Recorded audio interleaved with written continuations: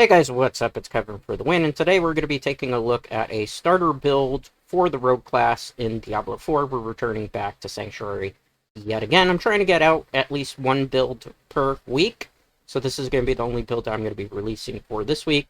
Now, in regards to the Rogue, think of him or her kind of like a long-distant cousin of the Demon Hunter from Diablo III, the Assassin in Diablo II, and a little bit of mixes from the original Rogue from V1 as well. So, I've been messing around with a lot of builds in particular for the Rogue. However, I feel like the only one that's truly, really viable is the Twisted Blades build. So we're going to be doing a Twisted Blades build variation here. I have tried Barrage, which uses the crossbow abilities. I didn't really like that in playtesting because it kind of drops off towards late World Tier 1. Another thing that I didn't really care too much for was Penetrating Shot with traps, kind of mixing it up like an assassin type of playstyle. So we are going to do what is the most viable, because I believe most viable is the way to go with any of these particular builds. So I'm going to run down all the skills and everything of the sort. So first off, we want 1 point into Puncture. Throw blades a short distance, dealing 202 damage every third cast. Slows enemies by 20% for 2.07 seconds. Critical strikes will always slow. For the modifier, we're going to have Enhanced Puncture. Gain 2 energy when puncture damages a crowd control enemy. And then from there, we're going to go with Fundamental Puncture. Puncture now throws 3 blades in a spread. Each deal 35% of its base damage. Hitting an enemy with at least 2 blades at once makes them vulnerable for 2 seconds. So we're going to try to use the vulnerable status with this build if you haven't figured it out, because vulnerable is pretty broken in Diablo 4. Okay, then from there, for the core skills, we are going to go for Twisting Blades. So this says, impale an enemy with your blades, dealing 730 damage and making them take 8% increased damage from you while impaled. After 1.5 seconds, the blades return to you, piercing enemies for 1,168 damage. We are going to max this out with 5 points into this.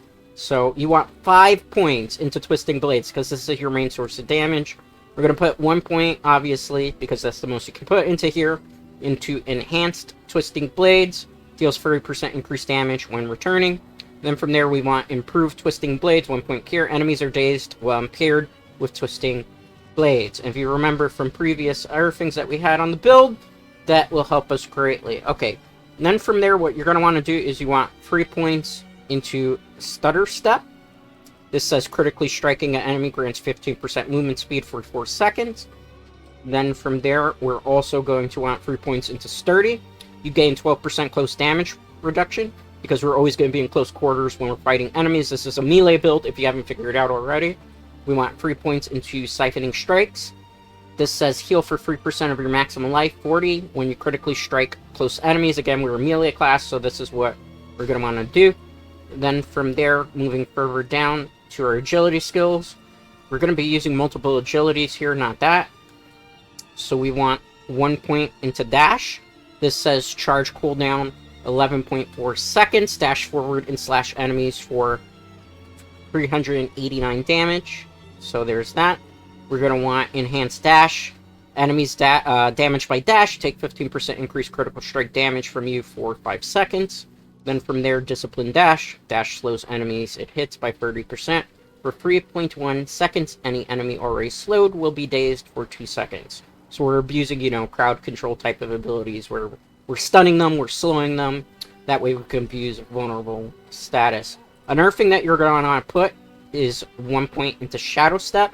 Become unstoppable and quickly move through the shadows to stab your victim from behind for 762 damage. Gain 50% increased movement speed for 2 seconds afterwards. Then from there, a point into Enhanced Shadow Step. Damaging an enemy with Shadow Step increases your critical strike chance against them by 8% for 3 seconds. Then from there, you want Methodical Shadow Step. Enemies damaged by Shadow Step are stunned for 2.07 seconds. Then from there, you want to put 3 points into Weapon Mastery, or you could put 2. I like to go all in with this. So for us, since we're using daggers, 15% increased damage to healthy enemies. That's basically all it's really going to do for us. Anything else here that I should talk about? You can also put 1 point into concussive. After knocking back or knocking down an enemy, you gain 4% increased critical strike chance against them for 3 seconds. You could put 3 points into this if you have all your Paragon points, not Paragon points, but your Renown points. Personally, I only feel like you really need 1. So, moving on from there, for our Subterfuge, I believe that's how you pronounce it, skills, we want 1 point into Concealment, cooldown 20 seconds, vanish from sight, gaining an advanced form of stealth for 4 seconds that will not be removed by taking damage. Concealment also makes you unstoppable, grants 30% movement speed, and allows you to move freely through enemies for its duration. Using an attack skill during Concealment will break Concealment. So 1 point into that. A point into Enhanced Stealth, you gain 40 energy when you enter Concealment, so that's a way of getting back energy. Then from there, 1 point into countering Stealth. The skill that breaks Concealment will always be guaranteed critical strike. So Twisting Blades in particular could be a critical strike then. Okay, moving on, we're not going to be using Poison Trap, but we do want to put 3 points into Exploit. You deal 18% increased damage to healthy and injured enemies. Then from there, 3 points into Malice. You deal 9% increased damage to vulnerable enemies. Remember, we're trying to abuse the vulnerable status here. Then from there, moving on to the imbuement skills, you are going to want to go with the Shadow Imbuement. So cooldown of 13 seconds. Imbue your weapons with Festering Shadows. Your next 2 imbued skills deal shadow damage and infect enemies for 6 seconds. Infected enemies will explode on death, dealing 578 damage to all surrounding enemies.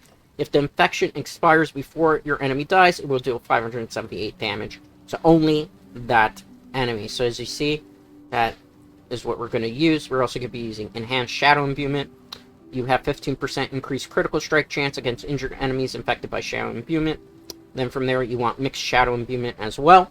Enemies infected by Shadow Imbuement take 12% increased non-physical damage from you for 8 seconds. Then from there, because it synergizes as well with this build for Shadows, we're going to be using Shadow Crash, 1 point into this. Shadow damage has up to 10% chance to stun for 0.52 seconds. Then from there, we want 3 points into Consuming Shadows. Each time you kill an enemy with shadow damage, you generate 30 energy, so this is another way to get back energy in this particular build, because in Diablo 4, a lot of your skills are always force you to be kind of energy / mana starved, so you kind of have to find creative ways to get it back. So that's what we're going to be using on this side of the tree, as you see here. Moving down here, ultimate skills, we're actually not going to be using any actual true ultimate, because we don't have any space on our skill bar. Unless you take away either the Shadow Imbuement, which I wouldn't recommend, or actually up here you'd have to take away either Dash or Shadow Step. I feel like both of these are way better than any of the ultimates that are offered for melee. So we're not going to be using any of the ultimates, but we are going to be using the passives. So you want 3 points into Innervation. Lucky Hit, up to 30% chance to gain 8 energy. Then from there, no points into this, no points into the second wind, so just 3 points here.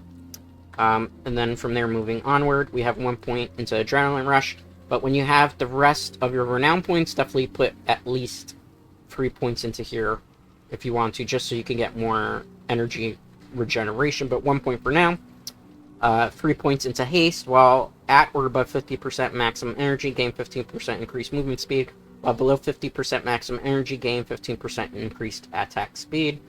Then from there, no points into Impetus, so it's just 3 into here, 1 into here. Then for the key passives, the one we're going to go for is Close Quarters Combat, because we're always in close quarters. So damaging a close enemy with Marksman or Cutthroat skill, each grant a 10% attack speed bonus for 8 seconds. The quicker we can attack, the better it's going to be for us. While both attack speed bonuses are active, you deal 30% increased damage against crowd-controlled enemies. So remember, we're not using an ultimate, because in order to give up the ultimate here, which is none of those are really going to work, we had to get extra points into this, which this is going to help you long-term, as opposed to that ultimate. We do more damage than any of those ultimates are honestly going to do for us, so disregard. As for Paragon, when you're starting out, you're probably just going to get to level 50, so really what you want to prioritize for the Rogue is dexterity over anything else, so you want to get dexterity wherever you can.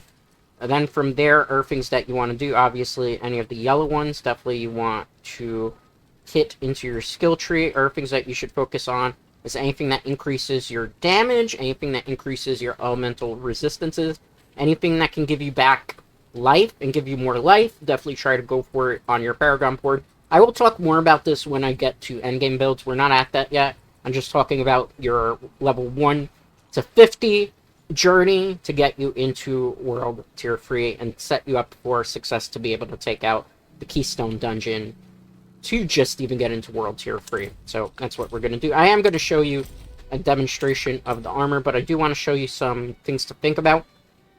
So for the armor set, really, I'm just going to tell you off the bat, you're mostly just focusing on aspects at the moment and nothing else, because you will be swapping this out in World Tier 3. So, but for the time being, what you're going to want to do is you're going to want to put into this the aspect that says damage elite enemy grants you a barrier absorbing up to 750 damage for 10 seconds. This effect can only happen once every 30 seconds. Then from there, you also want to get any armor that gives you skills. Your basic skills grant 20% damage reduction for 3.0 seconds. We're going to be using a lot of our basic skills in this particular armor. So if we could get damage reduction, because we are going to be in close quarters, that's a really good thing. So if you can, get yourself a armor piece that has this particular skill on it, or look for one that has it and extract the aspect to get it onto your build. Then from there, I think it's very important to have this particular imprinted on here. Dealing damage to a vulnerable enemy has up to a 25% chance to daze them for 2 seconds. And considering we're going to be abusing vulnerable, it's very important to get one of these particular aspects. Then from there, for the pants, I have also this aspect, but you don't have to use it. I have critical strikes with marksman skills have up to 52% chance to grant a free dark shroud. It's nice to have it, but if I can't get it to pop the skill, it's not really a big deal. You can put something else in place of this. For the boots, right now I have the boots that give you unstoppable, but as you can see, it's canceled out because I did put it on a ring. And then from there, for the crossbow, which we're never really going to use in this build, I recommend putting an Edgemaster aspect, because it says skills damage up to 20% increased damage based on your available primary resource when cast, receiving the maximum benefit when you're at full primary resources. This is good to have on just about any build, and since our crossbow is never really going to be used, this is kind of like the throwaway there. For the daggers, I recommend getting on here, making an enemy vulnerable has up to 48% chance to grant 3% increased critical strike chance for 3 seconds and up to 9%. This is rogue only. Well, from there, I would recommend also, if you can, get an imprint for Twisting Blades. Twisting Blades orbit for a short time after they return to you, dealing 14% Twisting Blades.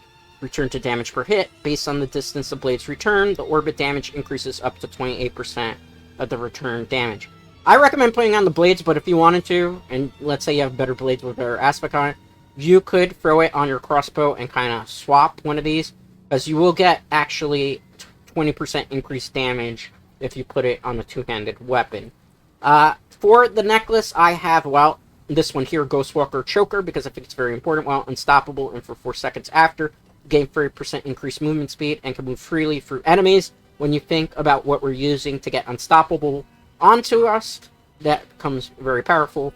For the rings, I have a Rapid Circle. This basically says imprinted. Basic skills gain 15% attack speed.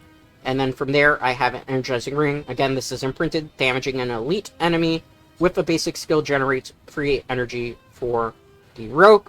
Before I get into anything else, let's talk about specialized skills. The one we want to go for is combo points. Your basic skills now generate combo points. Core skills consume combo points for additional effects. Moving on here before we actually get into the build, because I will show you a demonstration as how it does. Let's look at the codex that you would be looking at for this particular build. So first and foremost, Energizing Aspect.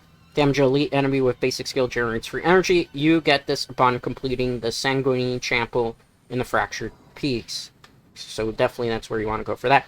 For Edgemaster's Aspect, skills deal up to 10% increased damage based on your available primary resource when cast, receiving the maximum benefit while you have full primary resource. you're going to go for the Old Stones in Slogson. That's the dungeon you have to do to get that.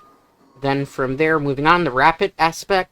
Basic skills gain 15% in attack speed. You want the Buried Holes in the Dry Steppes to get that aspect. Moving on from there, if I do recommend you put this on the build if you have space for it, aspect of Unstable Imbuements. You get that at Whispering Bolt and Dry Steppes. Moving on from there, Ghostwalker aspect in case you want to use it on Necklace, Broken Bulwark, and Sklosten. Moving on from there are things that can be kind of helpful for you. Aspect of Intercom if you do have the space for it, because you will stand still for a little bit with this build. I don't think it's really that important. Moving on from there, let me show you something else. Not that one. Not that one, because that's not going to be important. But Aspect of the Protector, Lost Archives in Fractured Peaks. Also, let me show you, where is it? So I can show you it. Twisting Blade one. I don't have it because I got it on weapons, but you can go to the Jawlaze Vigil in Skloxden to pick this up. I haven't done it because I ran into ones I could just rip out of it for the moment, so that's why I did that. But that's where you go to get Blade Dance aspect, which is going to be very important for your build. You must run, out of any of the aspects that you use, definitely must run this one. So that's what it is. I'm going to show you a real quick demonstration. I'm not going to go into a dungeon for this, so we're going to go over here, and we're going to do kind of like some quick grim favors. I always hate that the horse is super slow here, and we have maxed out health. Alright, let's see. I can't do that because I'm in town right now. This is the one thing. They definitely have to rework the horse, in my personal opinion. So, still in town, ironically. Alright. Can I go? Yeah, finally. That's the really annoying part here. So we're gonna go here. I'm just gonna kill a couple enemies to give you a demonstration of... I guess we're looking for a skeleton, it looks like. Alright, good. So first thing you want to do, cast your concealment. When you come out of it, you're going to be unstoppable. Then you go with your basic attacks. Go Twisted Blades. Go to basic attack, Twisted Blades. As you see, the blades are going to circle when they come back. It's going to remind people who played Diablo 3, kind of like an Impale Shadow build from back in the day in Diablo 3. So if you remember Impaled builds back in the day, basically what you're doing, that's pretty much what there is to it. So I'll show you the damage rotation again. It's very simple. Let's find a good target, though. So you want your immune skill, so that's R2 for me. Attack with your basic skill. Then go Twisting Blades. Twisting Blades, as they come back, they're going to pretty much explode everything. If there's more targets, you go dash into them. Click this again. So it's basic attack a couple of times, throw your Twisting Blades out. Basic attack a couple of times, throw your Twisting Blades. When they come back, they circle at you. And you always kind of want to do it when you have your immune. If you don't have your boom, then basically what you're going to do is conceal it so you can get some unstoppable. Rinse, recycle, repeat until you get that cooldown back again. And that's basically all there really is to it. Let me see if I can find a bigger, better target. Let's go to the Icy Grave over here, and I'll show you again. And that's basically all you do. This is World Tier 2 right now. World Tier 3, you're going to swap things out for Sacred Gear, and it's going to be a much easier, smoother experience still. Obviously, as you go to upgrade, let me go here. Actually, this is a perfect show. So remember, basic skills. Let me cast my Twisting Blades, basic skills, Twisting Blades, basic skills. I can dash a couple times here. Basic skills, Twisting Blades. You will run out of mana, but that's why you cast your Concealment. Look at how much mana we got back, or energy as default here. Twisting Blades, Twisting Blades, main attack, Twisting Blades, main attack, Twisting Blades. I can dash around. Let's get a Shadow Movement. Twisting Blades again. I'm gonna get killed by that. It's because we got impaired. That's basically what you want to do. Again, keep in mind you're in close quarters, so you do have to be slightly careful that you don't overextend like I just did there. Okay, so a couple of basic attacks. Twisting Blades. Dash here. Twisting Blades a couple times. Shadow Movement. Let's use our Shadow Step. These are more bulky enemies. We're good. Let's go Shadow Movement. Let's dash. And then we're dash back here. Shadow Step. We got Unstoppable. And then you go. You just gotta be careful that you don't overextend, as you just saw me do a couple seconds ago. And that's pretty much all there is to the Twisted Blades road build. Obviously, as you go further up, You'll be able to get rare uniques. We'll talk about that when we get into endgame progression builds. But for now, for a starter build, this is going to be your best bet for the rogue, going through World Tier 1, World Tier 2, and World Tier 3. World Tier 3 only unlocks when you finish the Keystone Dungeon. Anyway, guys, that's going to do it for today's Diablo 4 video. As always, a like on this video is greatly appreciated. If you're not already subscribed to the channel, definitely consider doing so, as it helps the channel grow. And I will see you for the next one. Till next time, guys.